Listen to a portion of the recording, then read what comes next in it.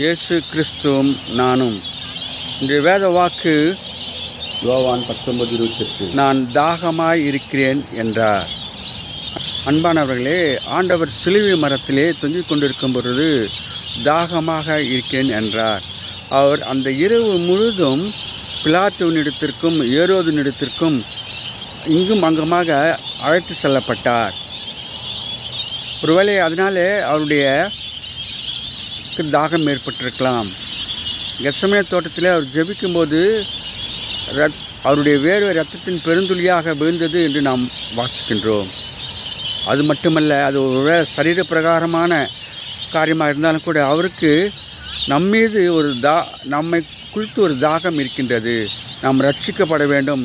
இந்த விதமாக அவர் நம்முடைய பாவங்களுக்காக சிலுவிலே மரித்ததை நாம் நினைவு கூற வேண்டும் என்று சொல்லி அவர் தாகமாக இருக்கிறேன் என்று சொல்லியிருக்கின்றார்.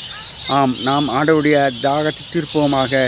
ஜீவ தண்ணீர் என்னிடத்தில் உண்டு, என்னிடத்தில் வந்து பெற்றுக்கொள்ளுங்கள் என்று அவர் சொன்ன காரியத்தை நாம் நினைவு கூறுகிறோம்.